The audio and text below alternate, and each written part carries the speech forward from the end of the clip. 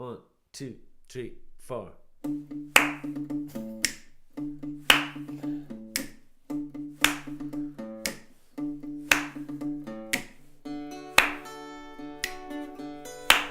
Oops. Strum and drum, strum and drum, strum and drum, strum and drum, drum. Strum and drum, strum and drum and drum, strum and drum and drum, strum and drum, strum and drum, strum and drum and drum, strum and drum and drum, strum and drum and strum drum, strum and drum, strum and drum, strum and drum and strum and drum and strum and drum and strum and drum, strum and drum. Strum and drum, strum and drum, strum and drum, strum and drum, strum and drum, drum, strum and drum and drum, strum and drum, strum and drum and drum, strum and drum. All right. How's everyone doing? What's the crack? Welcome along to another episode of the podcast. We didn't rehearse that. Well, I didn't rehearse that, sorry. Pretty obvious. So today's episode is about 10 minutes of music practical advice. That's right. Practical music, practical advice. I'm Dave Donoghue. I'm Éimhin Cradock. What's the first topic? Yeah, so myself and Dave both went through the Irish Leaving Cert, and we both understand the weight of the Irish practical, or the practical in the Irish Leaving Cert system is up to 50% of the marks still, is it? Is that still the way it is? I'm pretty sure, yeah. Yeah, so half your marks going for the practical, so we thought it might be an idea just to discuss through some ideas and make sure you got some boxes ticked coming up the last couple of weeks. We're not actually sure of the date, but we don't know what's always it's in around 2 weeks' time from the date of this podcast. Yeah. So it's usually around April each year. Yeah, coming up to the start of April. So, number one, make sure your lines of communication are open with your teacher and your bandmates. Yeah. Do you want to go on that one there, Dave? 100%. This is what I feel is one of the biggest areas where, as I've taught over the years, and even thinking back to when I was in school, like the amount of, I think that's what's happening. I think so. Yeah. I think that's what was said last Monday. I'm not, even though I heard it off, would say John, and John heard it off Luke, like would say, I'm just making up names, and you know, it's real vague. Go to the teacher, ask exactly, is it okay that this instrument's in my practical? Does this mean I'm accompaniment? Does this mean I'm solo? It's all about those, just getting those fine details. Yeah. And to know your school as well. I don't know how it works with other schools around, but I know when we were in school in Hertford, it was all live accompaniment nearly. You weren't really allowed to use backing tracks. I don't know where we are with that, but you got to be very certain. I know from a drummer's point of view, it's much easier to practice along with a backing track in that the volumes don't change ever. You can have it in your headphones. It's exactly familiar to you each time as you turn it on. Whereas playing with a live band sometimes can be a bit riskier. The guitar player might get excited. They might turn up for the crack. And the room, like try and get a chance to practice in the room the practical's on, because let's say you're drumming in a small room at home in a bedroom, there's mattresses, everything's soaking up the sound. You get into a big music room, you hit the snare and you're like, whoa, hello Wembley. So that'd be a big one. So again, that comes down to communication. You got to be on the ball with your teacher. You're as well off, even at the risk of annoying your teacher, to be communicating with them. I'd say they'll only be more than happy to accommodate someone who's on the ball. Same with your bandmates. I know of situations as well where people switched bandmates with like a week or a couple of days left to go. I would. You would? Yeah. Swap bandmates? Yeah, if they weren't learning the stuff. Oh, have you? Yeah, sorry, no, I know what you're saying as well. People making last minute changes and. Yeah, I'm thinking a few of my cases it wasn't good. Okay. It was just like, whatever. Peter likes this band. I'm gonna have him in my band now. Yeah, Peter's learned this riff, man. It sounds cool. Really? But the practical's in 2 days. You've never played with them before. Anyway, so you know yourself. Make sure it's all nailed down. Kind of comes on. It brings us into our next point then. which would be equipment. If you can, make sure and ask your drum teacher or your guitar teacher or a good friend who you know who's experienced in music about troubleshooting. Troubleshooting is like trying to find out what might go wrong and be one step ahead with your gear. I don't mean that you should be afraid of something going wrong. I mean like try and get someone to look over your gear, bring it into your music class. Maybe your guitar teacher will be able to pick out that, you know, one of your tuning heads is dodgy, or a string looks old, or something looks like it might be about to break, so that you can get on whatever website you order from or go to whatever shop you shop from and get in there early. If your sticks are about to break, you know, you can't have that stress going into the exam. I'm sure your parents will sort you out with 15 quid for a new set of sticks. So make sure the sticks are in order. Have a look over your drums. Make sure they're sounding as good as they can. If that means bringing them into your drum teacher, do so. But mainly, make sure you have everything you need for the exam. As in, if the drum kit looks like it's going to fall apart, make sure you order the parts on time so they're there. Like, you're only 2 weeks out now. Make sure you're on top of that today.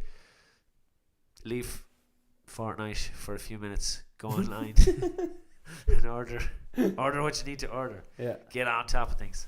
And as well, let's say if it's a case that you're not bringing your kit, if you have to use one that's in the building, check that drum kit. Exactly, yeah. That's the biggest bit of drumming advice I'll ever give in my life. Nice one, Dave. That was really good. I'll retire there. But also with guitars, like, we can bring in our own guitars, of course. Guitars, if you're changing your strings, leave plenty of time.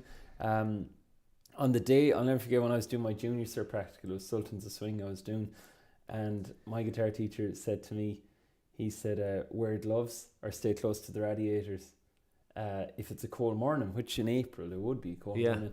And top tip there. Yeah, best bit of advice ever, you know. Yeah.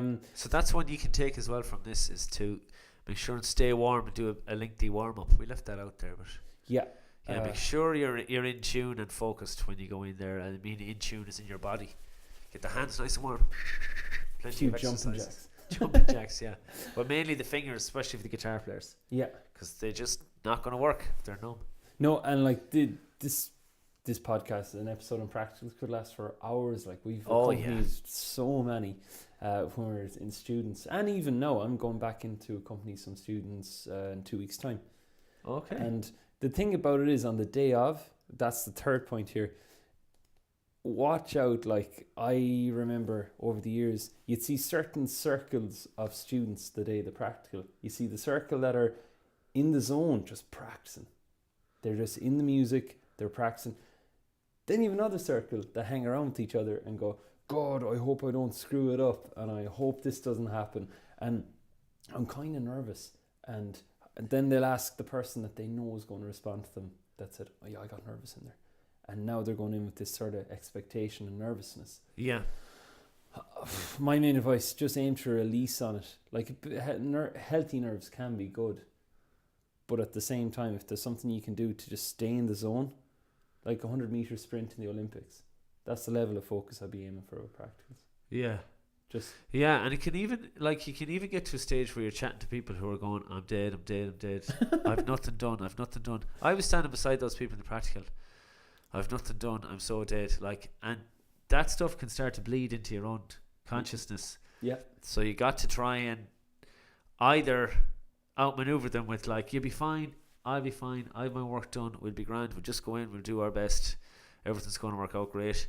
But that drains your energy as well. So it's probably advice that you mightn't hear everywhere, but it's very practical advice. Yeah, totally. You got to try and get yourself in the right mindset.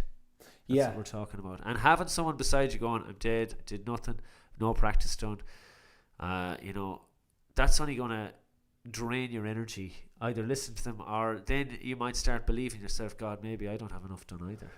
Yeah. Anyway. Especially, like, check this out. If I'm a practical student and I'm going, oh God, I only practiced each tune once last night. Now, your perception of how you take this is massive. Maybe you practiced it once last night, but here's the thing. Maybe you were practicing for weeks on end, so it's okay you did it once last night. Yeah. I'm saying I left out the info that I didn't do as much as I could leading up to last night. Yeah. So how you decide to take it on is huge. Yep. And those are some basic tips on the music practicals. If you're accompanying, I'd suggest, no, okay, it's 2 weeks out, but I really felt when we accompanied so many practicals that by the time it came to our own ones, you get in the room and you go, oh, this is my one. It's kind of, you're so used to the room, seeing the examiner. So what I'm saying is, if you have a chance to help out in other practicals, if your teacher is looking for help and you're willing to give your time and your energy and your focus and everything, I'd suggest doing a certain amount of it. Yeah, absolutely. And it's great fun. And the examiner is bound to say, oh, you're back in again? Oh, you're back in again? Yeah. Just land in and be like, hey Frank, what's up? It was it happened in all the years I was in school, as you nearly had a relationship built up with the examiner. So straight away they can see that you're a proficient musician because you're in everybody's practicals, so they're looking at you in a different way. So definitely accompanying other people, even though it might take up time. We know you're in an exam year, leaving cert or junior cert. It's worth it, I think, and it's worth it just to take your mind off exams as well. Then. Totally, you're in the zone. You're used to the room, used to the sound. Yeah. And if anything did go funny in a few practicals that day, you've seen loads of things that can happen. Yeah, and you just realise that it's just, at the end of the day, you're going in to play for somebody. It's not. And the more people you play in front of over the next 2 weeks, I'd suggest the better. Like, so the examiner is just another person, we'd say. Top tips there. Heard it here first. Nice stuff. Yeah, that's about it. Like, I think we've gone over the 10-minute mark. Oh, yeah. But as Dave said, we could go on for ages. Yeah. But I suppose just keep it down to those few tips, and best of luck, everyone. Yeah, just remember at the end of the day, you're going in to play in front of somebody. Just be prepped. And that's about it. Communicate with your teacher, your bandmates, have your gear in order, your equipment, and have the order of the song sorted as well. That's huge. Yeah. And that's about it. Yeah. We'll leave it there. Peace out. Peace out, folks. We'll catch you soon. Thanks for watching. Catch you later. Thanks for watching. Listen, find me on Drumadore Facebook page or Instagram.